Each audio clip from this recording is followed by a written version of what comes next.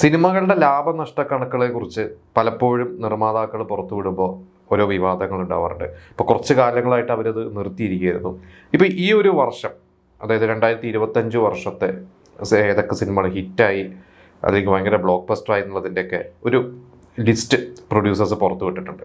അപ്പോൾ അതുമായി ബന്ധപ്പെട്ടിട്ടുള്ള കുറച്ച് കാര്യങ്ങൾ, അപ്പോൾ കുറച്ച് വിവാദങ്ങൾ കൂടി അതിൻ്റെ പുറകെ വന്നിട്ടുണ്ട്. അപ്പോൾ നമുക്ക് അതിനെക്കുറിച്ചുള്ള കുറച്ച് കാര്യങ്ങളാണ് ഇന്ന് ഞാൻ നിങ്ങളോട് ഡിസ്കസ് ചെയ്യാൻ പോകുന്നത്. ഇപ്പോൾ ഈ വർഷം ഇതുവരെ, അതായത് ക്രിസ്മസ് റിലീസുകൾ ഒഴിവാക്കിയിട്ടുള്ള ഒരു കണക്കാണ് പ്രൊഡ്യൂസേഴ്സ് വിട്ടിരിക്കുന്നത്. അപ്പോൾ അതിൽ അവർ പറഞ്ഞ 184 സിനിമകളാണ് ഇതുവരെ റിലീസായിരിക്കുന്നത്. അതിൽ തിയേറ്ററൽ ഹിറ്റായത്, നമ്മൾ ഇവർ പുറത്തുവിട്ടിരിക്കുന്ന കണക്ക് ഇപ്പോഴും തിയേറ്ററിക്കലാണ്. മറ്റിതിൻ്റെ സാറ്റലൈറ്റോ അല്ലെങ്കിൽ OTT മറ്റ് റൈറ്റ്സ് ഒക്കെ വിറ്റിട്ട് ചിലപ്പോൾ ലാഭകരമായിട്ടുണ്ടാവും. പക്ഷേ തിയേറ്ററിൽ ഓടി ഹിറ്റായ സിനിമകളെ ഒരു കണക്കാണ് ഇവർ വിട്ടിരിക്കുന്നത്. അപ്പോൾ ഇതിൽ സൂപ്പർ ഹിറ്റുകൾ, അതായത് വൻ ഹിറ്റായി മാറിയ ബ്ലോക്ക് ബസ്റ്റർ സൂപ്പർ ഹിറ്റായ സിനിമകൾ, അതിൽ നമ്പർ 1 ലോകയാണ്. നമുക്കറിയാം, ലോക ഒരു ഇൻഡസ്ട്രി ഹിറ്റായി മാറിയ ഒരു സിനിമയാണ്.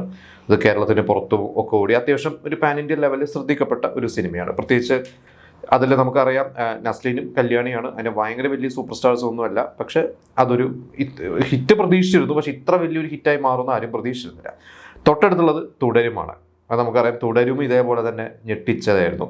അതുവരെ ഉണ്ടായിരുന്ന സിനിമകളുടെ കളക്ഷൻ ആണ് തുടരും വെട്ടിച്ചിട്ടാണ് ഇവിടെ നമ്മുടെ കേരള ബോക്സ് ഓഫീസിൽ ഇൻഡസ്ട്രി ഹിറ്റായി മാറിയത്. പിന്നെ 3ാം സ്ഥാനത്തുള്ളത് എമ്പുരാനാണ്.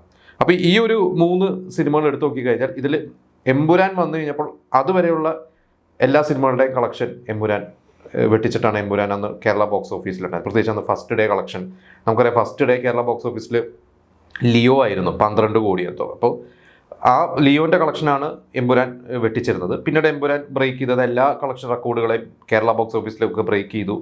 അങ്ങനെയാണ് എമ്പുരാൻ വന്നിരുന്നത്. എമ്പുരാൻ്റെ കളക്ഷനാണ് പിന്നീട് തുടരും ബ്രേക്ക് ചെയ്തത്. തുടരുമിൻ്റെ ലോകയും ബ്രേക്ക് ചെയ്തു. ഇങ്ങനെയാണ് എൻ്റെ ഒരു അറിവ് വെച്ചിട്ട്. അപ്പോൾ വേൾഡ് വൈഡോ മറ്റു കാര്യങ്ങളൊക്കെ നോക്കുമ്പോൾ മറ്റു രീതിയിലായിരിക്കും എൻ്റെ കണക്ക് വരുന്നത്. കേരള ബോക്സ് ഓഫീസിലാണ് ഇവർ ഈ കണക്ക് എടുത്തിരിക്കുന്നത്. അത് കഴിഞ്ഞ് പിന്നെ 4ാം സ്ഥാനത്തുള്ള ഡയസ് റേ എന്ന് പറയുന്ന നമ്മുടെ പ്രണവ് മോഹൻലാലിൻ്റെ സിനിമ, അതും ഈ പറഞ്ഞ പോലെ വന്ന് വളരെ സൈലൻ്റ് ആയിട്ട് വന്നു. അത് നമുക്ക് രാജ്യം ഭയങ്കര വലിയ പ്രൊമോഷനോ ഒന്നും ഇവർ ചെയ്തിരുന്നില്ല. പക്ഷേ ആ സിനിമയും നല്ല കളക്ഷനായിരുന്നു. പിന്നെ ആലപ്പുഴ ജിങ്കാന, അത് നസ്ലിന് ഭയങ്കര ബൂസ്റ്റ് കിട്ടിയ പടമാണ്. നസ്ലിൻ മാത്രമല്ല, നമുക്കറിയാം സന്ദീപ് എന്ന് പറഞ്ഞ നടൻ, കുറേ പേര് ഒക്കെ ആ സിനിമ ഗുണം ചെയ്തിട്ടുണ്ട്.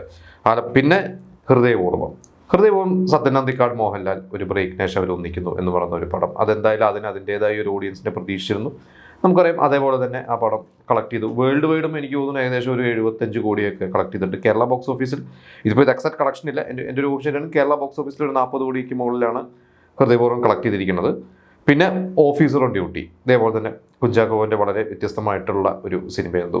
നമുക്കറിയാം ഇടയ്ക്ക് കുഞ്ചാക്കോ നായാട്ടൊക്കെ പോലത്തെ സിനിമകളിലൊക്കെ നമുക്ക് ആ ഒരു ജോണറിൽ പെടുത്താവുന്ന ഒരു സിനിമയാണ്. പക്ഷേ വളരെ ഡിഫറൻ്റ് ആയിട്ടുള്ള കുഞ്ചാക്കോൻ്റെ ക്യാരക്ടറായിരുന്നു. അത്യാവശ്യം തിയേറ്ററിൽ ഓഡിയൻസൊക്കെ കണ്ട് അത്യാവശ്യം റിപ്പീറ്റ് ഓഡിയൻസ് വരെ വന്നിരുന്നു എന്നാണ് എനിക്ക് തോന്നുന്നത്. അത്യാവശ്യം നന്നായി എടുത്തൊരു സിനിമ തന്നെയായിരുന്നു അത്. പിന്നെ രേഖാചിത്രമാണ് ശരിക്കും ഈ വർഷത്തെ ആദ്യത്തെ ഹിറ്റ്. ശരിക്കും രേഖാചിത്രമായിരുന്നു. ഇവർ ഈ വർഷം തുടങ്ങി ആദ്യത്തെ കുറച്ച് 3 മാസങ്ങളിൽ ഇവരൊരു കണക്ക് വിട്ടതിൽ ഇവർ അന്ന് പറഞ്ഞിരുന്നു തിയേറ്ററിക്കലി കളക്ട് ചെയ്ത ലാഭമായ ഒരു സിനിമ അന്ന് രേഖാചിത്രമാണ് എന്ന് പ്രൊഡ്യൂസേഴ്സ് പറഞ്ഞു. കാരണം രേഖാചിത്രത്തെക്കുറിച്ച് പിന്നീട് കുറേ ആർട്ടിക്കിൾസ് ഞാൻ വായിച്ചിട്ടുണ്ട്. അതായത് 8-8.5 കോടി എന്താണ് ആ സിനിമയുടെ ബഡ്ജറ്റ്. ശരിക്കും ആ സിനിമ ഏകദേശം ഒരു 60 ദിവസത്തോളം ഷൂട്ട് ചെയ്തിട്ട് 100 പരം ലൊക്കേഷൻസ് ഉണ്ട്. അത് അത്ര ലൊക്കേഷൻ ഷിഫ്റ്റ് വന്നിട്ട് കൂടിയും ഇവർ ഈ 60 ദിവസം കൊണ്ട് തീർത്തു. ബഡ്ജറ്റ് കുറച്ച് ചെയ്തു. അതിൻ്റെ ഡയറക്ടറുടെ ഒരു ഡീറ്റെയിൽഡ് ഇൻ്റർവ്യൂ ഒക്കെ ഞാൻ വായിച്ചിരുന്നു. എങ്ങനെയാണ് അവരത് പ്ലാൻ ചെയ്ത സിനിമ ചെയ്തത്.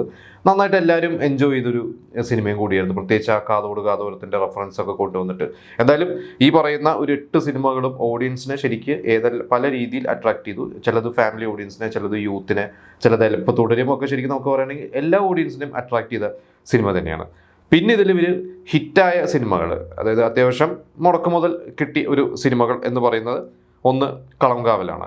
കളംകാവൽ ശരിക്കും ഒരു മമ്മൂക്കയുടെ ഒരു എക്സ്പെരിമെൻ്റൽ സിനിമ എന്ന് വേണമെങ്കിൽ പറയാം. കാരണം നമുക്ക് ഇതുവരെ ചെയ്യാത്ത തരത്തിലുള്ള ഒരു സിനിമയായിരുന്നു അത്.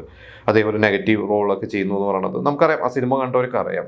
അപ്പോൾ അതിൻ്റേതായ രീതിയിൽ ആ സിനിമ ശരിക്കും വിജയിച്ചിട്ടുണ്ട്. പിന്നെ എക്കോ, ഇതേപോലെ കിഷ്കിന്ധകാണ്ഡം എന്ന് പറയുന്ന ഒരു ടീമിൻ്റെ സിനിമ. കിഷ്കിന്ധകാണ്ഡത്തിൽ ആസിഫ് അലി ഉണ്ട്. പക്ഷേ ഇതിൽ സാമാന്യം പുതുമുഖം എന്ന് പറയാവുന്ന അത്ര താരമൂല്യം ഇല്ലാത്ത സന്ദീപ് എന്ന് പറഞ്ഞ നടനെ വെച്ചിട്ടാണ് സിനിമ ചെയ്തത്. കൂടെ നരേനും വിനീതും ബിനു പപ്പു ഒരുപാട് പേരുണ്ട്. കുറേ പുതുമുഖങ്ങളുണ്ട്. പുതുമുഖങ്ങൾ എന്ന് പറഞ്ഞാൽ നമ്മൾ മലയാളികൾ അധികം കാണാത്ത കുറച്ച് താരങ്ങളും ആ സിനിമയിൽ പ്രധാന വേഷം ചെയ്തിട്ടുണ്ട്. ആ സിനിമയും നല്ല രീതിയിൽ പ്രേക്ഷകർ തിയേറ്ററിൽ സ്വീകരിച്ചിട്ടുണ്ട്. ഇപ്പോഴും ഈ പറഞ്ഞ സിനിമകളൊക്കെ തിയേറ്ററിലുണ്ട്. കളങ്കാവലുണ്ട്, എക്കോയും ഉണ്ട്. പിന്നെ അടുത്ത ലിസ്റ്റ് എന്ന് പറയുന്നത് പെറ്റ് ഡിറ്റക്റ്റീവാണ്. അത് നമുക്കറിയാം ഒരു ഫൺ മൂവിയാണ്.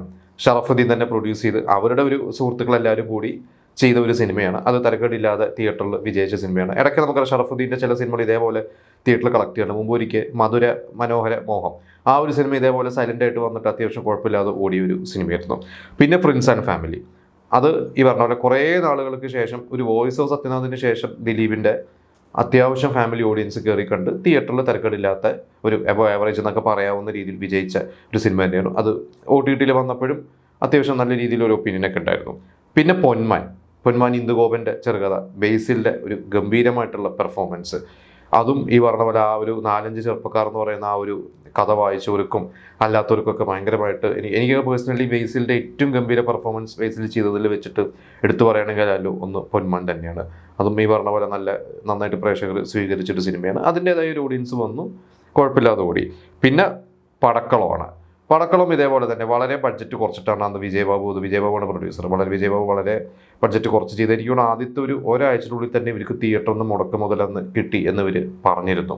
പിന്നെ അത് OTT അതിൻ്റെ മറ്റു കാര്യങ്ങളൊക്കെ കച്ചവടമൊക്കെ നടന്നിരുന്നു. എന്തായാലും തിയേറ്ററിക്കലി തന്നെ അന്ന് മുടക്കിയ കാശ് കിട്ടി എന്നുള്ളതാണ് എനിക്ക് തോന്നുന്നത്. പിന്നെ ബ്രൊമാൻസ് പറഞ്ഞ പോലെ മാത്യുവും സംഗീതമുണ്ട്, ശ്യാം മോഹനുണ്ട്, ഒരുപാട് യുവതാരങ്ങളൊക്കെ ഉണ്ട്. അന്ന് റൊമാൻസിന് കുറച്ച് നെഗറ്റീവ് ഒപ്പീനിയൻ അല്ലെങ്കിൽ മിക്സഡ് ഒപ്പീനിയനൊക്കെ വന്നെങ്കിൽ കൂടിയും കുഴപ്പമില്ലാത്ത ഒരു ഓഡിയൻസ് തിയേറ്ററിൽ വന്നിരുന്നു. ഇവർ പ്രതീക്ഷ പോലെ നമുക്കറിയാം ആ ഒരു ജോ ടീമാണ്. അപ്പോൾ പിന്നെ അതേപോലെ അല്ലെങ്കിൽ ഒരു പ്രേമലൊന്നും പോലെ ആ ഒരു ലെവലൊന്നും ഇല്ലെങ്കിൽ കൂടിയും തിരക്കേടില്ലാത്തൊരു ഓഡിയൻസ് വന്നിട്ടുണ്ടായിരുന്നു. അപ്പോൾ ഏകദേശം ഇപ്പോൾ ഒരു 15 സിനിമകളാണ് ഇവരിപ്പോൾ ഈ ഇറങ്ങിയ 154 സിനിമകൾ തിയേറ്ററിൽ ലാഭകരമായ സിനിമകൾ, അത് സൂപ്പർ ഹിറ്റ് മുതൽ ഒരു അബോ ആവറേജ് ഹിറ്റ് വരെയുള്ള ലെവൽ 15 സിനിമകളുടെ ലിസ്റ്റാണ് ഇപ്പോൾ പ്രൊഡ്യൂസേഴ്സ് പുറത്തുവിട്ടിരിക്കുന്നത്. ഇനിയിപ്പോൾ ഇതിനെക്കുറിച്ചുള്ള കുറച്ച് വിവാദങ്ങളും ചിലതൊക്കെ വന്നു തുടങ്ങിയിട്ടുണ്ട്. അതിലൊരു വിവാദം ഇപ്പോൾ ഇന്ന് എൻ്റെ ശ്രദ്ധയിൽപ്പെട്ട ഒരു വിവാദം, ഇന്നിപ്പോൾ അതിലൊരു വിവാദം വന്നിരിക്കുന്നത് നരിവേട്ട എന്ന് പറയുന്ന സിനിമയുടെ സംവിധായകൻ അനുരാജ് മനോഹറാണ്. അനുരാജിൻ്റെ ഒരു ഫേസ്ബുക്ക് പോസ്റ്റാണ്. അപ്പോൾ ഈ ഒരു നീണ്ട ഫേസ്ബുക്ക് പോസ്റ്റാണ്, അത് നിങ്ങൾ ഫേസ്ബുക്കിൽ കയറിയേ കാണാം. ഇതിൽ ഒരു ക്യാപ്ഷൻ എന്ന രീതിയിലൊക്കെ വന്നിരിക്കുന്നത് തിന്നുകയുമില്ല തീറ്റിക്കുകയുമില്ല. ഇതിൽ അനുരാജ് പറഞ്ഞിരിക്കുന്നത് നരിവേട്ട എന്ന് പറയുന്ന ഒരു സിനിമയുടെ കഥയുമായിട്ട് ഇവിടുത്തെ പല പ്രൊഡ്യൂസേഴ്സിൻ്റെ അടുത്ത് പോയി പല പ്രൊഡ്യൂസേഴ്സും അതായത് ഇവിടുത്തെ പല പ്രൊഡ്യൂസർമാരെ സമീപിച്ച് അവർ നിരസിച്ച സിനിമ കൂടിയാണ് നരിവേട്ട. അവസാനം ആ ഒരു സിനിമ എനിക്കൊരു പുതിയ പ്രൊഡക്ഷൻ കമ്പനിയാണ് അവർ ചെയ്തു. ആ സിനിമ ലാഭകരമാണ്. അതേ പ്രൊഡ്യൂസർ ഇവരെ വെച്ചിട്ട് തന്നെ, അനുരാജിനെ വെച്ചിട്ട് തന്നെ പുതിയൊരു സിനിമ ചെയ്യാനുള്ള ഒരു പ്ലാനിങ്ങിലാണ്. അപ്പോൾ ഈ പ്രൊഡ്യൂസർമാരുടെ ഈ ഒരു പ്രവണത മുമ്പ് നമുക്കറിയാം, ഇവർ പ്രൊഡ്യൂസർമാരെ എല്ലാ മാസവും കണക്ക് വിട്ടിരുന്നപ്പോൾ അതിനെതിരെ ഒരുപാട് പേര് വന്നിരുന്നു. കാരണം ഇത് വെറുതെ, അതായത് സിനിമയിലോട്ട് വരാൻ പുതിയ നിർമ്മാതാക്കളെ അകറ്റുകയാണ് ഈ ഒരു പ്രവണത എന്ന് പറഞ്ഞ് പല ഇവരുടെ എതിർപ്പുകളൊക്കെ വന്നതുകൊണ്ടാണ് ആ സിനിമ ഇവർ ഈ ഒരു കണക്ക് പുറത്തു വിടാതിരുന്നത്. ഒരിക്കൽ ലിസ്റ്റിൻ സ്റ്റീഫൻ തന്നെ പറഞ്ഞിട്ടുണ്ട്, ഞാൻ കണക്ക് പുറത്തു വിടുന്നില്ല, ആർക്കും താല്പര്യമില്ലെങ്കിൽ പുറത്തു വിടുന്നില്ല എന്ന് പറഞ്ഞു. കാരണം ഇവരുടെ ഇടയിൽ തന്നെ ഒരു അഭിപ്രായ വ്യത്യാസങ്ങൾ വന്നപ്പോൾ ആണത് സ്റ്റോപ്പ് ചെയ്തത്. ഇപ്പോൾ ഇതിനെക്കുറിച്ച് ഇവർ പറയുന്നത് ഈ സിനിമ ലാഭകരമാണ്, അതിൻ്റെ എല്ലാ കണക്കും അക്കൗണ്ട് വിവരങ്ങളും പുറത്തുവിടാൻ ഞങ്ങൾ തയ്യാറാണ്. ആദ്യം പ്രൊഡ്യൂസ് ചെയ്ത സിനിമ ലാഭകരമാവുകയും അതേ സംവിധായകനെ വെച്ച് മറ്റൊരു സിനിമ അവർ പ്ലാൻ ചെയ്യുകയും ചെയ്യുന്നത് സിനിമയിൽ വിരളമായി സംഭവിക്കുന്ന ഒന്നാണ്. അത്തരമൊരു സന്ദർഭത്തിൽ ഞങ്ങൾ അടുത്ത സിനിമയുടെ ആലോചനയിൽ നിൽക്കുന്ന സമയത്ത് ഇത്തരം ഒരു വിധി ഉണ്ടാകുന്നത്. ഓരോ സിനിമയും ഓരോ പോരാട്ടമാണ്.